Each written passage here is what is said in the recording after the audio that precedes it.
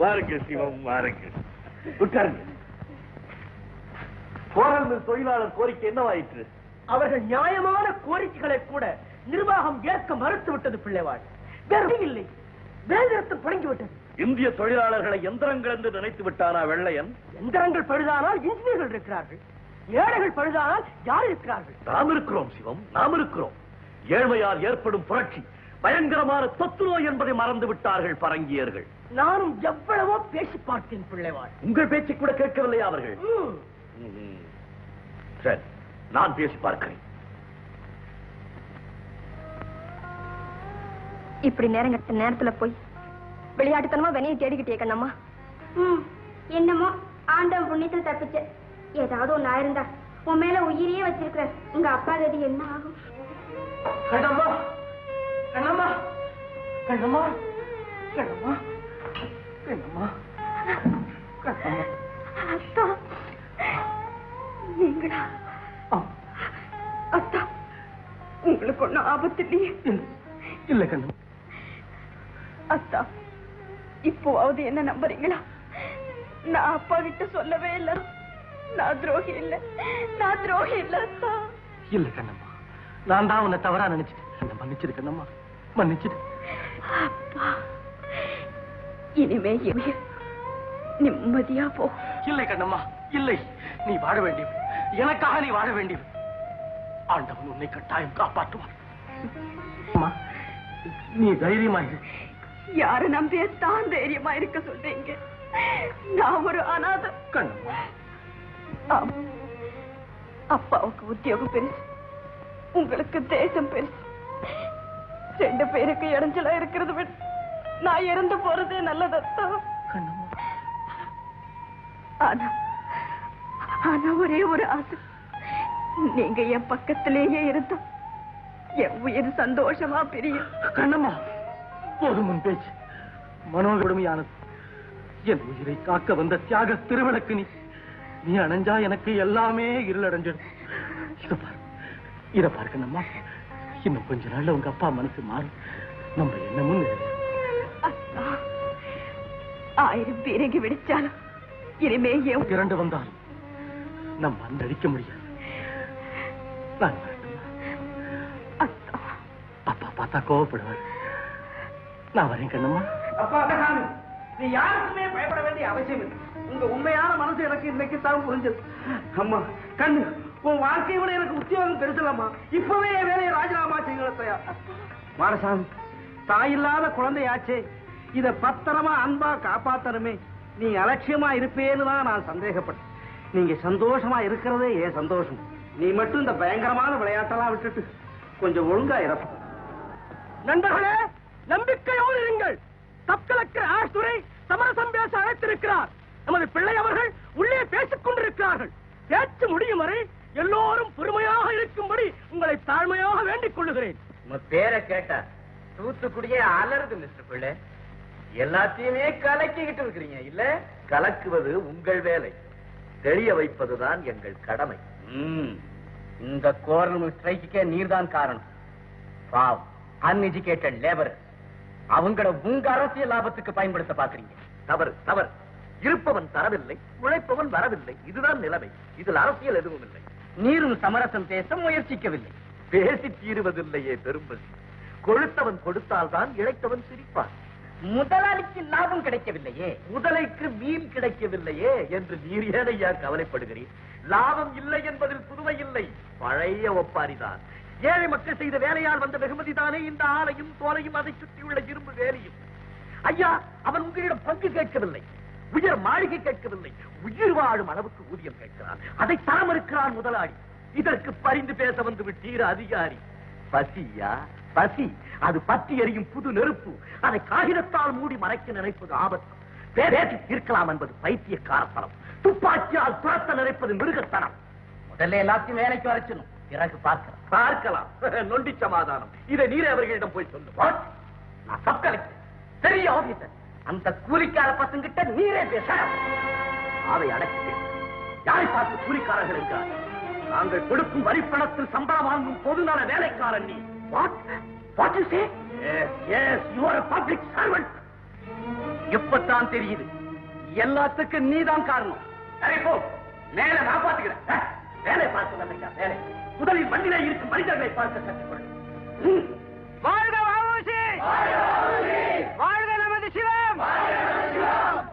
தோழர்களே, நமது பேச்சு வெள்ளைக்கார முதலாளிகளுக்கு புரியவில்லை. அவர்கள் புரிந்து கொள்ளும் வரை தொடர்ந்து வேலை நிறுத்தத்தை நடத்துவோம். உங்களில் 500 பேருக்கு வெளியே வேலை கிடைத்தது போல் மற்றவர்களுக்கு வேலை கிடைக்க ஏற்பாடு செய்கிறோம். மில்லை மறுபடியும் திறக்கும் வரை 1000 குடும்பங்களுக்கு நமது தர்ம சங்கத்தில் உணவளிக்க ஏற்பாடு செய்திருக்கிறோம். பயப்படாதீர்கள், துணிந்து நில்லுங்கள். வாழ்க வாவுசி! வாழ்க வாவுசி! ஆளா செய்யவே இல்லை. நான் மிலிட்டரியை கொண்டு வர போறேன். பேஷ், நான் நினைச்சேன் நீங்க அதையே சொல்றேன். திவ்யமான யோசனை. வரைவாளுக்கு சொல்லணுமா என்ன?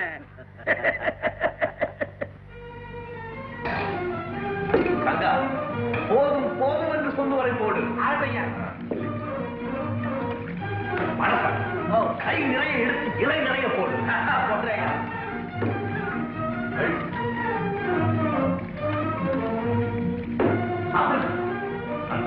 சாப்பிட வேண்டும். பெரியவரே, சாப்பாடு எப்படி இருக்கிறது? ரொம்ப அருமையா இருக்கு, ரொம்ப ஜோரா இருக்கு. அப்படியா? ஆமா.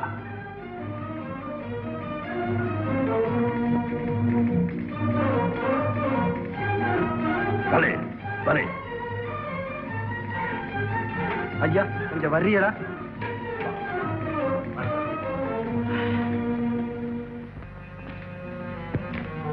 என்ன ஐயா, வாங்கின 60 மூட்டை அரிசியும் தீந்து போச்சுங்க ஐயா. தீந்து விட்டதா? வேதமூர்த்தி, நீ உடனே ஓட்டப்படாரம் புறப்பட்டு போய் அப்பாவிடம் நான் சொன்னதாக சொல்லி நமது நிலத்தை எல்லாம் விற்று பணம் வாங்கி கொண்டு வா. இருக்கிறது அந்த ஒரு நிலம், அதையும் வித்து. எது எப்படி ஆனாலும் சரி, தொழிலாளரின் பசி தீர வேண்டும். நானும் போய் அந்த ஏற்பாடெல்லாம் செய்யறதுக்கு எப்படியும் 10 நாளாவது ஆகுங்களே. 10 நாள் ஆகுமா? சரி, சமாளித்துக் கொள்ளலாம். மீனாட்சி, என்னங்க? தொழிலாளரின் பசி தீர வேண்டும். அதற்கு குறிப்பறிந்து கொடுக்கும் குணவதியே, நீ வாழ்க, நீ வாழ்க. 2 நாட்கள் சமாளித்துக் கொள்ளலாம். இது போதாதே.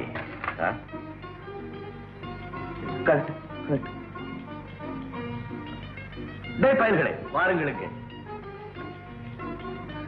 ஏய் தடைப்பயலே ஆறுமுகம், உலகநாதா, உங்கள் நகைகள் எல்லாம் அப்பாவுக்கு தேவை. கொடுக்கிறீர்களா? பலே, கரெக்ட். ஐயா, வேணாங்க ஐயா, குழந்தை நகையாவது இருக்கட்டுங்க ஐயா. ஆயிரக்கணக்கான குழந்தைகள் அங்கே பசியாய் இருக்கிறார்கள். நம் குழந்தைகளுக்கு நகைகள் எதற்காக? கொடு. இதை வைத்துக் கொண்டு ஆக வேண்டியது கவனிப்போம்.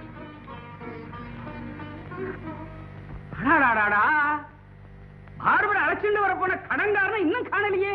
நானும் கிழமையுமா இன்னைக்கு என்ன சவர கல்யாணம் வேண்டியிருக்கு? லண்டன்ல இருந்து பெரிய துரையும் துரைசாணியும் இன்னைக்கு வர. அவனுக்கு பேட்டி கொடுத்திருக்காடி, பேட்டி கொடுத்திருக்கா. இதோ பாருங்க, நீங்க செய்யறத வர வர கொஞ்சம் கூட நன்னா இல்ல. ஊரோட ஒட்டி வாழணும்னு பெரியவா சொல்லுவா. நீங்க என்னடா ஊரையே படைச்சுண்டு அந்த கடங்கார சட்டக்காரனோட சவகாசம் பண்ணிட்டு அசட்டு பிசட்டுன்னு என்னென்னமோ வளரி வைக்கிறேன். அது தீம்பாதான் வந்து முடிய போறது. அடியே, கலெக்டர் எனக்கு திக்கஸ்ட் ஃப்ரெண்டடி. என்னை எதிர்த்து எவன் என்னடி செய்ய முடியும்? இதோ பாருங்க, தெய்வ பக்திக்கு அடுத்தபடியா மனுஷாளுக்கு தேசபக்தி கொஞ்சமாவது வேணும். ஏண்டி அப்படின்னா எனக்கு தேசபக்தி இல்லைன்னு சொல்றியா? நான் என்ன, ஊரே சொல்றது. அது நீ நம்புறியா? அட மண்டு மண்டு. அடியே, நம்ம தேசம் நன்னா இருக்கணும்னா வெள்ளக்காரன் நன்னா இருக்கணும்டி. இல்லாட்டா நம்ம வாளுக்குள்ள 1000 கட்சியை வளர்த்துண்டு அடிச்சுண்டு அழிஞ்சு போயிடுவாடி, அழிஞ்சு போயிடுவா. 1000 உண்டுங்கு ஜாதி, இதில் அந்நியர் வந்து புகழ நீதி. 1000 உண்டுங்கு ஜாதி. பேஷ் பேஷ் பேஷ், ரொம்ப பிரமாதமா பாடுறியே. என்ன சங்கா, என்னடா பாட்டது? வந்தே மாதரம் சாமி. என்னடா அது வந்தே மாதரம்? இனிமே கும்பிடறதுக்கு பதிலா வந்தே மாதரம் தான் சொல்லணும்னு எங்க சங்கத்துல தீர்மானம் பண்ணி விட்டோம் சாமி. தீர்மானமே செஞ்சுட்டேடா, தீர்மானம். ஏன் சாமி, உங்க சங்கத்திலையும் ஒரு தீர்மானம்? நிறுத்த, அதிக பிரச்சனை. அந்த பாரல் வாட்ட பாடி சிவா கேட்டார், சிவா பேச்ச கேட்டு சிதம்பரம் கேட்டார். சிதம்பரம் பேச்சால ஊரே கெடுறது. சாமி காரியத்தை பாரு. சத்தம் உட்கார் சாமி. வந்தே மாதரம். அட பைத்தியார பேரு, விளையாட்டா பேசி வினையை தேடிக்காதடா. வந்தே மாதரம் சொல்றவா எல்லாம் புரட்சிக்கார கலெக்டர் சொல்றாரா? அப்படி சொல்றது தவறுன்னு அந்த துறைக்கு நீங்க எடுத்து சொல்லுங்க சாமி. வந்தே மாதரம் ஒன்னு சொல்லி குத்தம் இல்லடா. அந்த சிதம்பரம் பிள்ளை இப்படி பாமர ஜனங்களை எல்லாம் தூண்டி விட்டு வேடிக்கை பார்க்கிறார். சுதேசி இயக்கம், கப்பல் கம்பெனி, மில் ஸ்ட்ரைக்கு இதெல்லாம் உயிருக்கே உழவைக்கிற வேலைடா. இது உள்ளூர் போலீஸோட போகாது. நாளைக்கு பட்டாளம் வர போறது. இதை பத்தி கலெக்டர் நானே சொல்லி இருக்கேன். நீங்களே சொல்லி இருக்கீங்களா? என்ன சாமி சொல்லி இருக்கீங்க? ஊர்ல கலகம் வரும், ஆகையினால ஜனங்களையும் சமாதானத்தையும் காப்பாத்த பட்டாளம் வந்தா தான் முடியும்னு சொன்னேன். பாரு, நாளைக்கே பாளையங்கோட்டையிலிருந்து மிலிட்டரி வர போறது. ஏன் சாமி, இது உங்களுக்கே நல்லா இருக்கா இல்ல நல்லா இருக்கான்னு கேக்குறேன். அவனே மிலிட்டரிய கொண்டாடுறேன்னாலும் நீங்க வேண்டாம்னு இல்ல சாமி சொல்லணும். முட்டாள், எனக்கே புத்தி சொல்றியா நீ? வேலைய பாரு. செல்வா ஆடாதீங்க சாமி. வந்தே மாதரம் இப்படி சொன்னா ஜெயில முடிச்சு போட்டுடுவாண்டா. அப்புறம் சுட்டு தள்ளுவார்.